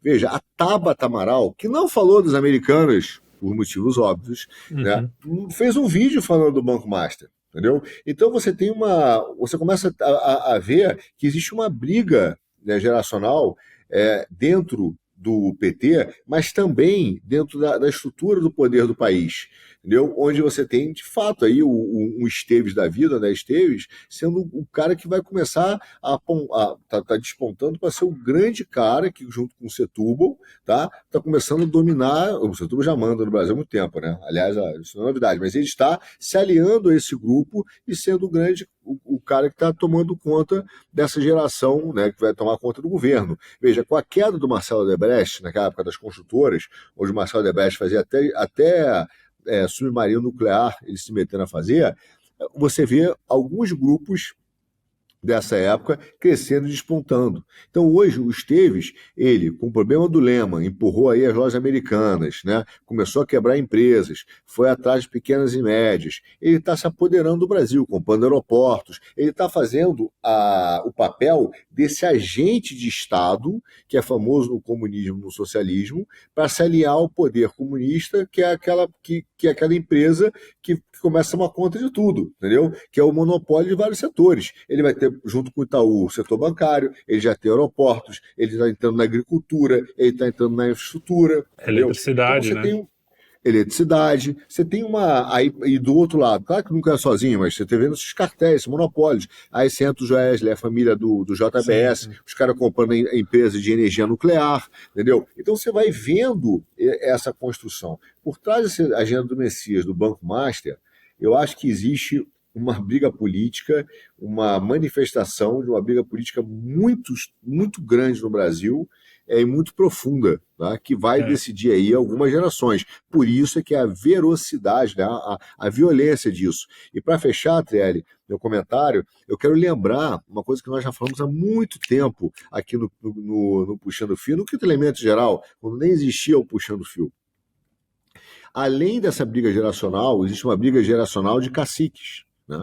Você tem hoje o Brasil, em 5, 6 anos, vai ter uma mudança radical na cacicada, porque você tem só o Sarney vai estar aí, né? Mas você tem o Sarney com quase 1.500 A gente tem que saber anos. que país vamos deixar, que país vamos deixar para o Sarney, né? Os nossos bisnetos vão deixar para o Sarney. Então, você tem Sarney com não sei quantos anos, você tem o próprio Temer, que é o grande representante político, né, do mercado financeiro do Brasil, com 70, lá vai a fumaça, o Valdemar com 72, o Fernando Henrique com 994 anos. Você vai pegando os grandes caciques brasileiros, e até mesmo, você vai no Nordeste, sei lá, o Renan está com 70 anos, já está fazendo filho, mas todos esses caras estão migrando, Jader Barbalho pai, eles estão saindo, eles estão fazendo seus herdeiros, mas estão saindo. Então, é uma nova geração de controle e transição de poder que para mim, está ficando claro. Entendeu? O próprio Lula, com 80 lá vai a fumaça. Então, você vai vendo essas transições políticas, geracionais e mercadológicas para que a estrutura do sistema troque o agente. A estrutura é a mesma, mas está começando a surgir novos agentes de acomodação. E aí é uma briga gigante, entendeu? A história do Banco Master, ela vai ser, no Brasil, para mim, do ponto de vista político, um estudo de case importantíssimo, assim como a guerra da Ucrânia foi para a Europa, da divisão de águas, né, da história política e de dominância da política e do mercado financeiro brasileiro. É muito louco, porque você vê na história do Master, teve até a Prioli falando bem do Master, a quantidade de tentáculos que isso estava na política, na cultura brasileira, em tudo quanto é lado, né? E eu tenho a impressão, quando você vai falando assim, que tem o BTG aqui na superfície, que a gente vê os movimentos, né? Ele comprando o aeroporto. Pô, quando eu vou para o aeroporto e vejo o nome lá, BTG, não sei o quê, eu já começo a me dar nervoso. Lembrar de mim, ficar feliz, né? Eu lembro de vocês, né? Eu falo, caraca. Ainda não contrataram quem? Tanto dinheiro e não contrataram quem? E ao mesmo tempo, o Banco Master é um exemplo do submundo, do que está submerso nessa história, e é gigantesco, e a gente nem vê, nem ouve falar. Só quem está mais atento vê um pouco o que está acontecendo, já tinha gente falando há anos, né? Ó, esse Banco Master aí vai dar problema, não sei o quê. E é uma quebra de banco que vai dar, a gente vai pagar por isso, de uma forma ou de outra, né? Isso aqui é pior. Eu só tenho dúvida, porque antes de só fazer um parênteses que eu esqueci de botar uma figura histórica também. Eu tenho dúvida, a gente cai nesse discurso da questão técnica, mas isso para mim é uma armadilha. Vou explicar por quê. A história do Banco Master, ela é muito parecida com a história do Banco Santos. Ela é muito parecida, entendeu? Ela é parecida com um cara que o Banco Santos também emitia CDBs com uma taxa maior, entendeu? Era ligado à política, alguns diziam que era o banco do Sarney, entendeu? Que era ligado ao Sarney, e chegou a um determinado momento, por questões de força que não foram mercadológicas no sentido de técnica, mas no sentido de pressão política, que simplesmente apertaram o fluxo de caixa do banco e forçaram o cara a quebrar, né? Então, assim, você começa a ter uma força mercadológica que, através da política e dos domínios do meio de ação, dizem, daqui você não vai mais, entendeu? E, cara, quebraram... E aí, mesma coisa, a casa do Cid, né, virou um monumento. É quase que um aviso às pessoas, não entrem aqui, olha o que acontece com quem entra no nosso campinho, entendeu? Que nem os caras botavam a cabeça dos caras pendurados nas estacas antigamente, a casa do Cid virou isso. E é uma história muito parecida. E atenção, para quem gosta, né, de algumas análises importantes aí, vou lembrar vocês, quem comprou a sede do Banco Santos? Quero ver se vocês se lembram. Putz, é bem aqui na Marginal, não é? Dedé, não? Não, pior. Muito pior. Eu não Mas lembro, muito mas eu pior. sabia, eu já soube Não. isso, mas não lembro. Quem foi? Pinheiro Neto, escritório de Ah, advogado. é escritório. verdade. É Então, isso. só no Brasil, o cara comprou um prédio de um banco, velho. Comprou um prédio. Então, assim, você vê a força de que significa por trás, que tem a ver com o poder jurídico do Brasil, entendeu? Que é a minha Mas grande Pero crítica. Neto trabalhando firme e forte há anos, né? Quantos e quantos anos aí não aparece notícia na imprensa? Ah, Pero Neto aqui, ó, trabalhando ao lado do Itaú, Rothschild, Rockefeller. Pô, são décadas. Eles Tá na são. Biblioteca Não, Nacional, é. que ninguém lê. Eles se esforçaram isso. muito pra isso. Mas é por isso que eu falei pra você que era muito pior, entendeu? Se fosse Então, essa o Dedé. promiscuidade do Brasil, quando você vai ver, deve ter ligação com o Gilberto Gil, assim, sabe? É sempre as mesmas pessoas, uma promiscuidade absurda entre política, banco e... Tudo bem, a gente ouvia os nossos professores comunistas falarem isso e falava, eles estão exagerando, mas não é, né? Caraca, é Cara, impressionante. Não, pois é, o que é interessante, porque a esquerda mais raiz ainda criticava, né? Então, uma coisa que o Arthur falou sobre tensão interna dentro do PT, de ter uma ala mais radical, cara, esse movimento acontece. E ele não é uma exclusividade do PT, não é uma exclusividade da esquerda. Você vê que na direita também acontece algo semelhante. Você tem uma parte que fala, não, legal, pô, tem que compor mesmo, faz parte, tal. E todos que falam, não tem que ter composição, tem que ter só o Bolsonaro, seguir aquelas pautas do que ele falou e custe o que custar, tem que fazer acontecer. Então, dentro da esquerda, o pessoal que é mais revolucionário também acredita que não tem que ter composição e que tem que se caminhar para um tipo de ruptura. E aí o que acontece? Aí vai a ala mais dita moderada e fala assim, olha, pô, mas se a gente não compuser, a gente não chega ao poder. A gente precisa aceitar aqui o José de Alencar, o Temer, o sei lá o quê, a gente precisa para poder chegar ao poder. Cara, imagina o trabalho que não deve ter sido Felipe, Kim, Arthur e nossos telespectadores para a galera do PT aceitar o Alckmin. Imagina o trabalho. Pô. Os caras passaram décadas chamando o Alckmin de fascista, extrema direita. Ele era chamado de extremista de direita. O Serra era chamado de extremista de direita. Então, imagina o trabalho que deu para aceitar. Então, tem uma ala que trabalha falando, olha, temos que compor, senão a gente não chega ao poder, e se a gente não chega lá, a gente não faz nada. E tem outra que fala, não, a gente precisa, sim, fazer a ruptura logo. Agora a gente já está no poder, já alimentamos nossos aliados, já pagamos a conta, o aluguel dos aliados, agora a gente tem que fazer o nosso. Então, essa tensão interna existe, ela faz parte de qualquer movimento político. No PT não é diferente. Mas isso é uma coisa bacana de observar, porque de fato esquerda, PT, não são blocos, né? As disputas internas, elas são fortíssimas, assim como a gente vê no ambiente mais da direita, as disputas, as trairagens, o pessoal mais conservador, outro é mais liberal, outro é mais conserva-louco, uns vão ser mais marçaletes, outros vão ser não sei o quê, e às vezes muita gente estranha. Cara, para mim isso é absolutamente normal, as disputas mais fortes sempre ocorrem dentro do mesmo campo político. Porque a disputa de quem vai dirigir aquele campo. Né? Então, na esquerda não é diferente. A esquerda acontece isso. Qual que é a diferença? A diferença é que na direita, por não haver uma estrutura político-partidária bem organizada, muito dessa discussão acontece na internet, de forma solta e aleatória e circunstancial. Enquanto na esquerda, eles têm espaços para esse tipo de discussão. E o que a gente vê na era da internet é um certo vazamento de algumas coisas que ocorrem nesse espaço por conta da existência da internet. Mas, enfim, a esquerda tem disputas fortíssimas, internas. Agora mesmo você vê no governo Lula, tem uma galera que é mais lulista e tem uma galera que é janjista. Tem o grupo da Janja que vai torrando ministro por ministro que não faz o que ela quer. E ela consegue ter algum poder sobre o Lula, porque é a mulher que dorme com ele, pô. Então ela consegue ter alguma ascendência. Você vai vendo ali os ministros que não fecham com ela, vão sendo queimados, pode perceber. Então ela vai tendo um poder. Quando você volta lá para trás, você falou, por exemplo, Mercadante, o Cardoso. Cara, eles são de uma outra ala do PT, mais engravatadinha, mais intelectual, e eles sempre acharam que chegaria a vez dele de serem os presidentes, as pessoas mais importantes. E não foram. Você vê que o próprio Zé Dirceu foi meio que escanteado num dado momento, e o Lula meteu a Dilma, que é um poste. Ou seja, segue-se uma lógica de que um político raiz, ele jamais indica um outro político para ser seu sucessor. Por quê? Porque um outro político começa uma outra história. Então ele sempre indica um poste, porque o poste não começa uma outra história. Então veja, a Dilma foi um poste do Lula. O que aconteceu com a Dilma? Se vocês fizerem uma recapitulação, a turma do Mercadante, do Cardoso, eles se tornaram ali as figuras mais influentes em volta da Dilma. Tanto que uma acusação que ela recebeu foi que ela deixou a Lava Jato correr muito tempo.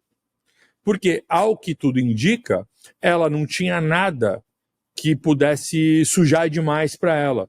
Ela ia ser limpa daquilo. E o Lula começou a se ferrar. Só que uma hora que a água bateu na bunda, no momento em que ela não estava entregando nada para aquela base mais lulista, mais PT raiz, ou seja, ela estava se afastando disso, ela foi queimada pela própria base. A Dilma caiu também porque ela não atendeu a própria base e ela mesma estava sendo conduzida a fazer uma trairagem com o Lula. Quem lembra muito disso, é o próprio Ciro Gomes. O Ciro Gomes já falou algumas vezes, algo que eu estou repetindo aqui não, mas na internet de maneira geral, há muitos anos, que o próprio Lula apoiou o impeachment da Dilma de alguma forma. Por quê? Por uma série de motivos, mas também por conta da postura que ela teve, porque na medida em que ela saiu, apagou também, jogou no limbo, pelo menos no limbo político, acabou com certas pretensões de disputa interna, aquele grupo que estava mais em volta dela, que criou mais afinidade com ela. Então as disputas internas existem e elas influenciam sim o cenário. A gente apenas não vê isso de maneira tão clara na superfície, mas acontece sim, isso que o Arthur levantou é importante pra caramba, isso vai ser também determinante agora na próxima eleição, nos próximos passos. Quem vai ter mais ascendência sobre o Lula? Se é o grupo da Janja, se são esses outros grupos dentro do PT, se é o pessoal que é mais radical, se é o pessoal que quer compor mais. E o que a gente tem que fazer? Torcer pela briga. É isso aí. Mas é engraçado que você estava falando, acontecem vazamentos. O Kim também apontou uma coisa essa semana que, é impressionante. Não dá para fazer uma reunião da direita que não tenha um vazamento para a imprensa absurdo. Coisas que deveriam ser privadas e tal. Então, assim... Porque não tem compromisso. Não tem compromisso, você está entendendo? Na direita não existe compromisso. Ninguém é o líder reconhecido por todos. Esse é o problema, porque... Quando a gente todo mundo é líder, todo mundo é fodão. Todo mundo sabe tudo. Às vezes parece que a gente está falando de coisas que são contrárias, mas não é. Por exemplo, eu vou dar alguns exemplos de tudo que vocês falaram desde o Arthur lá atrás, né? O Arthur estava falando da Faria Lima, né? Os caras estão usando essa coisa da PF. Lá no comecinho já tinha uns boatos que eles queriam atingir o pessoal da gasolina lá, do combustível. Eu não sei exatamente o que era, mas já tinha um boato que não era... The issue was not the issue, né? O assunto não era bem o assunto. Eles estavam querendo perseguir alguém. Só que aqui no Quinto Elemento, a gente fala e falou muitas vezes que o tráfico de drogas não é só o cara que está lá com o fuzil, ele está também no mercado financeiro, ele está também... Então as pessoas ouvem essas duas coisas e pensam que uma coisa elimina a outra. A mesma coisa na questão da composição, né? A gente fala aqui sempre, a gente precisa falar qual é o seu grupo político. Isso é uma coisa que estão falando no mundo inteiro. O meu grupo político é esse, porque tem gente querendo surfar na onda porque está na moda ser Bolsonaro, porque o Bolsonaro tem voto. Então você tem que separar sim o joio do trigo. Mas numa eleição, por exemplo, para a presidência da Câmara, você vai ter que compor com gente que você até é contra, como a gente defendeu até votar em gente que a gente abomina politicamente, como o presidente da Câmara hoje, que eu esqueci até o nome dele.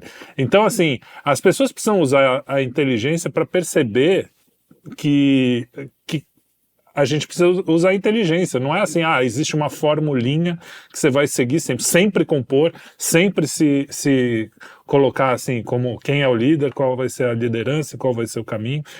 A mesma coisa na questão da Faria Lima. O que os caras estão fazendo é usar essa coisa que seria interessante, que é buscar onde está o narcotráfico, né? Quem está lavando dinheiro, mas estão usando politicamente para perseguir inimigo, e aí ferra tudo. Então, esse tipo de coisa é muito difícil porque você precisa ter alguns neurônios, né? E na esquerda, o pessoal de esquerda, não, vai ser difícil a gente convencer. Os isentões, eles têm um pouco mais de neurônio que a esquerda, mas Se eles são isentões até hoje é porque alguma coisa deu errado também naquela cognição ali. Enfim. Não quer se comprometer, né? Exatamente. Então a gente fica numa posição difícil mesmo. Por isso que os nossos programas são longos aqui. A gente fala, inclusive, já está com 1h30. Vamos finalizar aqui fazendo um último giro aqui, para vocês falarem suas considerações finais. Começar com o Arthur ali. Teve também o fracasso da COP, que eu não falei aqui, mas nem precisa, né? O fracasso da COP é autoevidente a gente falar disso. Só mostra que o Lula está um pouco perdidinho, sim. Mas eles são uma potência ainda, né? O Lula ainda tem, pelo menos nas pesquisas, ainda tem voto que eu não consigo compreender como ainda tem gente com intenção, mas... É uma realidade. Eles têm a Globo, eles têm, que nem saiu a pesquisa, né? 89% das pessoas que assistem a Globo, que se informam pela Globo, votam no Lula, enfim. É esse tipo de coisa. Então a gente está aqui para tentar fazer um contraponto. Arthur, dá sua despedida aí para os nossos amigos espectadores. Olha, vou despedir falando duas coisas. Notícia aqui, eu estou em Paris essa semana, né?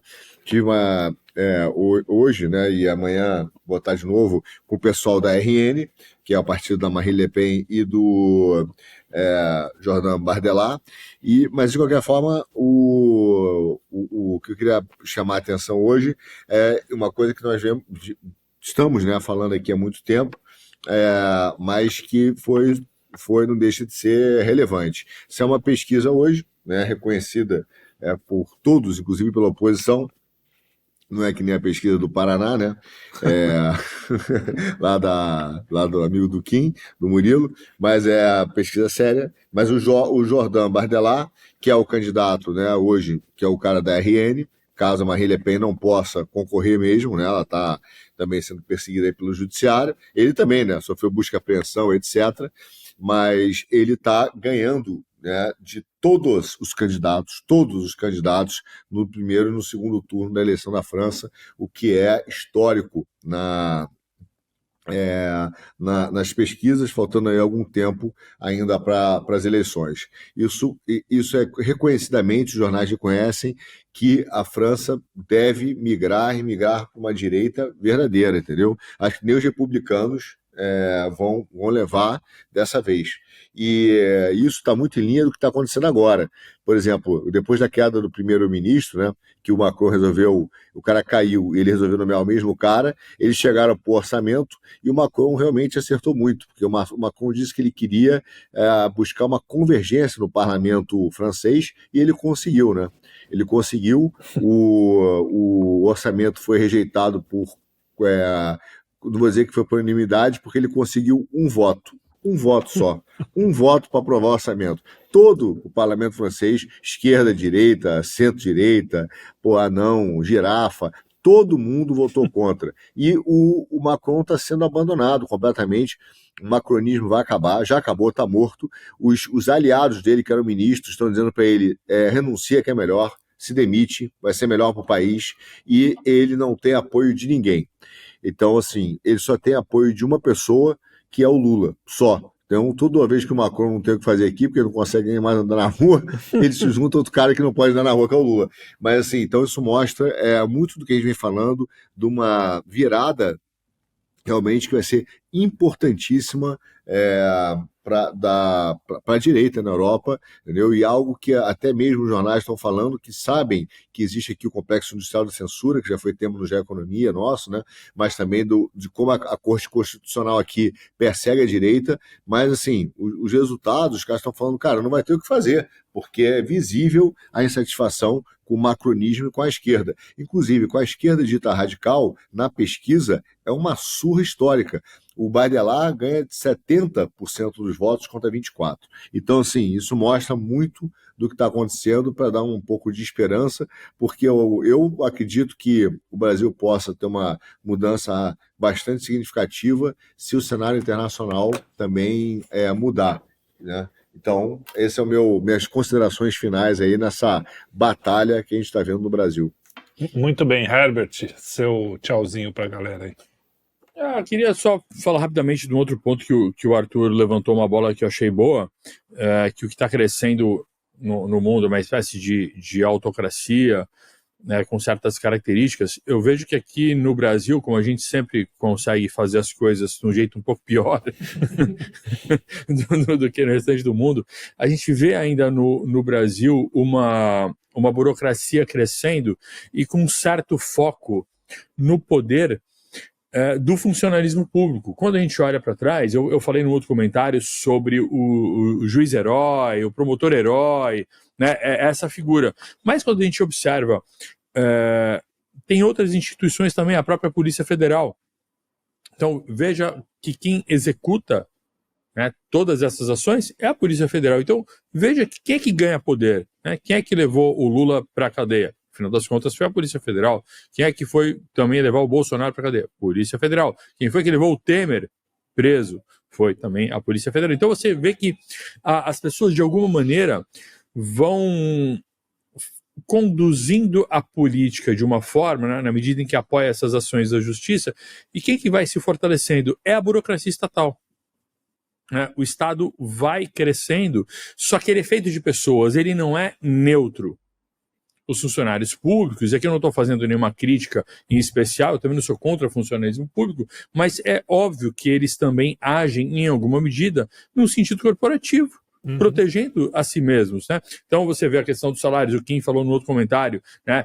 Que ninguém toca aqui em certos salários. Cara, você vê, é o funcionalismo inteiro que ninguém toca nos salários, e tem desde aqueles funcionários que ganham um pouquinho, mas quando você vem na elite do judiciário, da própria Polícia Federal e de outros elementos ali que estão em torno disso, cara, isso vai se fortalecendo e você tem um poder real concentrado ali.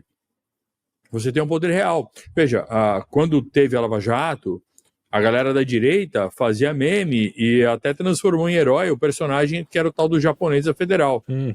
Agora não tem nenhum personagem especial sendo transformado, mas é a Federal que foi fazer busca na casa do pessoal de direita às 6 horas da manhã para pegar computador, celular, fazer busca e apreensão. É a Federal também que está conduzindo um monte de gente coercitivamente. Enfim, então, no final das contas, a gente está vivendo um fortalecimento do Estado sobre a população. E aqueles que vivem do Estado, porque são os funcionários públicos, eles também vão ganhando um poder que já era gigante, e está ficando cada vez maior. É algo que se tem que ter atenção também. Senão o povo acaba escravizado e o funcionalismo público se torna a nova nobreza, a nova monarquia sustentada pelo povo, sem necessariamente entregar resultados tão bons. Pelo povo não, acaba sendo sustentado pela classe média, e aí metade do Brasil sustenta o Bolsa Família, e essa mesma, metade não, o meio do Brasil sustenta o funcionário público e o Bolsa Família, né? Que a classe média acaba sendo esmagada, né? Sim, a classe média vai sendo, só que para a esquerda, a classe média, uma parte da esquerda mais ideológica, a classe média é a classe que, na verdade, defende o interesse dos ricos. Só que eles nunca apontam quais são esses ricos. Na verdade, o cara da classe média quer fazer o trabalho dele, quer viver, ter família. Cara, o que é classe média no Brasil, porra? É o pobre comfort. É isso aí. É o pobre comfort, não é nada além do pobre comfort. Como que alguém que ganha 3, 4 mil reais, 5 mil reais que seja, 8 mil reais que seja, se tem família para sustentar, vai ser considerado classe média. É média só no Brasil, que o espectro é horroroso. Né? Mas na verdade é aquilo. O salário mínimo hoje tinha que ser 7, 8 mil reais para você ser pobre.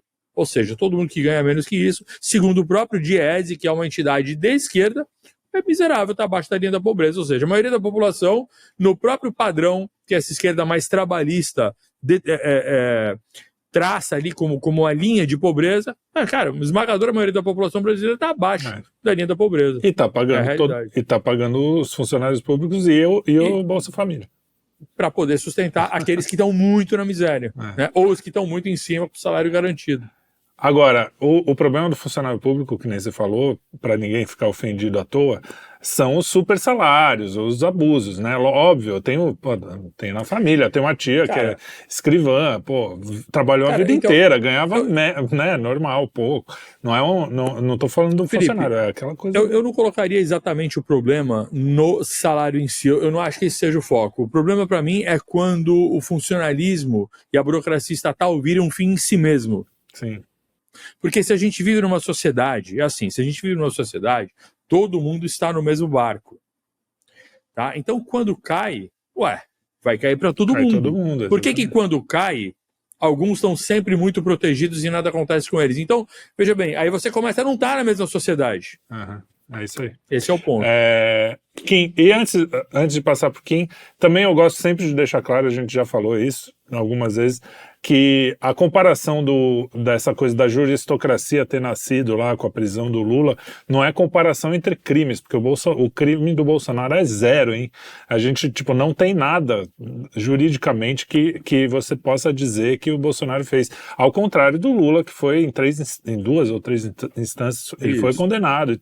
Então, assim, só para também o pessoal entender que são coisas diferentes. O problema é que ali começou mesmo essa coisa da juristocracia. Começou não, né? Mas se aprofundou. Teve um ponto ali teve um degrau a mais, ali subiu de nível. E claro, a gente não está fazendo aqui uma equivalência. Só pra você deixar criticar um formato, um processo e apontar certos elementos da juristocracia não significa que a gente está dizendo que há crime dos dois lados ou que os caras são iguais. Arthur, você ia falar? Eu ia falar só um adendo aqui, que o Herbert falou como é que você chamou? Do Pobre Plus? Como é que é? Pobre Comfort. Pobre Comfort. Cara, além do Pobre Comfort, tem uma figura no Brasil que surgiu no Twitter, que volta e vem me chatear quando eu boto uma pilha sobre Adam Smith, sobre liberação, que o cara me chatear, mas é uma figura que eu acho que é aquele... Como é que é o nome disso? Eu nem sei. Cuckold, né? Que é o Cuckold, que é o cara que gosta de ver mulher com outro. O corno. O corno. Mas é o Cuckold liberal. Entendeu? Porque tem cara que gosta de ver a mulher com outro.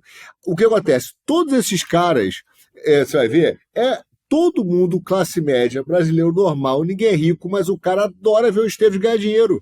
Meu Deus, vamos vender. Ai, o Esteves ganha dinheiro. É a mão invisível na mulher dele, entendeu? Mas o cara tá animado. Ai, a privatização. Ai, vende a Telebrás. Ai, vende a Petrobras. Ai, vende o Banco do Brasil. O cara não vai ganhar R$1. O Esteves vai sair com grana. O Lema vai sair com grana. O Setúbal vai sair com grana. E o cara dizendo, agora sim. A gente tem o Brasil conseguiu inventar o cuckold, sei lá, liberal, velho. É o corno liberal. É o cara que gosta de ver o Esteves sodomizando, entendeu? A mulher dele. É inacreditável, velho. Vai lá, Kim, se despede pra gente fechar. Só quero deixar de sugestão aí, se um dia a direita resolver fazer uma nova manifestação, faz dessa vez na frente da Faria Lima. Na frente da Faria Lima, não, na Faria Lima, na frente de algum banco. Não precisa quebrar nada não, mas vai lá, enche o saco, bota o dedo na cara, fala: vocês estão perpetrando a tortura do Brasil, vocês financiam o aparato de tortura. A gente tem que mudar da Paulista para Faria Lima.